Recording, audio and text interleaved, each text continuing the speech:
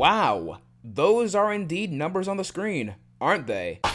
At the time of me writing this script and recording this video, IDW Sonic is still up and about, with it about to finish its latest year. And to be honest, this current year has me somewhat confused, excited, and disappointed on where the series will ultimately go, with new characters taking in more screen time than the heroes, leaving mixed results, and side stories stealing the show once again. 2023 has left me with some mixed optimism on where IDW Sonic is going, with some of my critiques being addressed, but new problems emerging within each installment of this comic. What do I mean by that? Well, let's wind back to the first arc of this year with the main series, Urban Warfare. Sonic, along with Tangle, Whisper, and random background OC number 40 named Lanolin, decide to raid Eggman's recreation of Baltimore. Tangle says a funny 6-letter word starting with N and ending in R that pisses off Whisper, so there's some beef going on between them. When they pull up, they get separated and sent through a Rick and Morty portal. That's a decent way to start things off with this story, but where it falls apart is when Sonic's friends just show up and power through Eggman's forces. Don't forget the Rush Pathos segment with the Diamond Cutters, and this haphazard apology scene. I'll admit, however, that 59 is the shining gem of this mess, with the stakes getting turned up thanks to fake emeralds, hordes of shadow androids, and Shadow bugging off fentanyl. Yeah, some of this dialogue could give Ken Penders a run for his money, but it does a great job in making the Emerald City a threat. However, it all falls down in the end, with the story rushing its last 2 issues, with most of the action feeling so insignificant, such as Tangle jumping out of a building, only for her to magically get the ability to phase through matter, only when the plot allows it, or Sonic getting captured for a split second, only for him to jump back into the fray to fight Metal in an instant.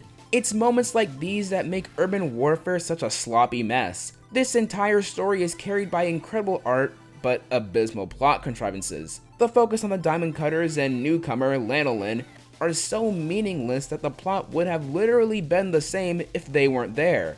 A lot of hype surrounding the arc neglects the story itself and pushes the visuals over anything else, which, while they are top-notch this time around with Adam Bryce Thomas winning me over with his newer style, it doesn't excuse the mediocre mess of a story.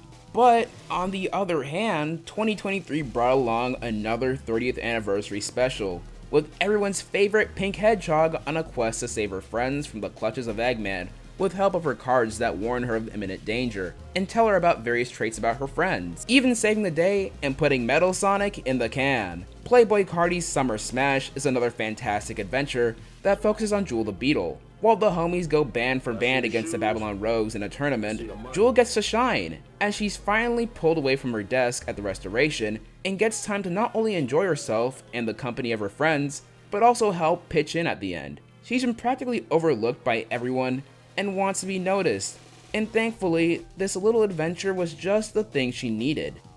However, within the good and the bad of this year, there's the remaining stories, which still feel quite directionless and strange, such as the 900th adventure, which was advertised as a celebration of Sonic comic history, only for it to be a run-of-the-mill story with Sonic and friends getting rid of the warped topaz because it showed up, I guess. The unnecessarily long dialogue, lackluster story, and incredibly quick pacing couldn't save this special. Even bringing in the GOAT, Nigel Kitching, didn't make the read any less unbearable.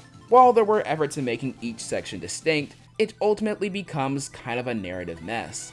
The new Misadventures storyline is one that I'm 50-50 on. We've already had day-in-the-life adventures with the annuals, so devoting a decent amount of the book yet again to this feels kinda tiring. There have been some decent adventures, such as 63's Globe-Trotting Adventure starring Sonic and Blaze, bringing back the themes of the 2022 annual and having Blaze question her role as a protector and guardian.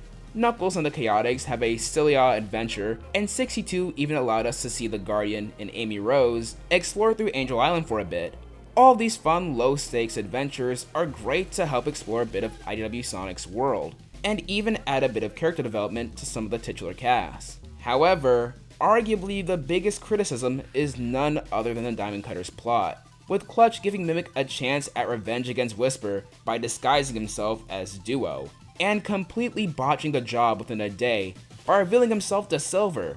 Whisper and Silver team up to take him down, but Lanolin decides to take the new guy's side instead of listening to her friends, even trying to boss an OG like Silver for the sake of keeping things going. And things may even get better or worse. As the time of recording this video, this little green midget and water boy over here are switching sides? They made a Halloween special. It's fine, I guess. 2023 itself has some stuff going for it. This new era of grounding things has been working well for the most part.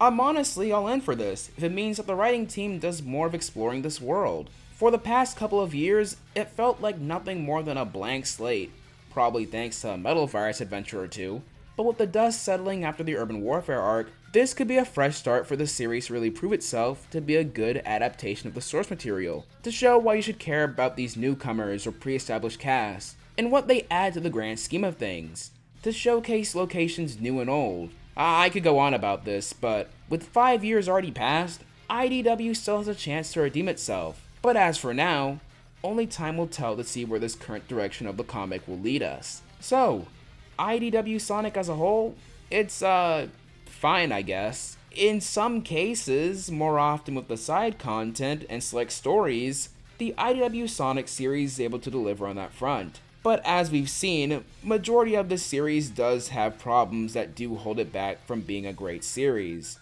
which I honestly hope they improve on in the end, as unlike the previous comics mentioned on this channel, it's still going. So here's hopes to IDW Sonic, the Sonic comic of all time. Thank you everyone for watching this video. It's been a wild ride, but long story short, it's over. If you enjoyed what you watched, consider liking, commenting, and subscribing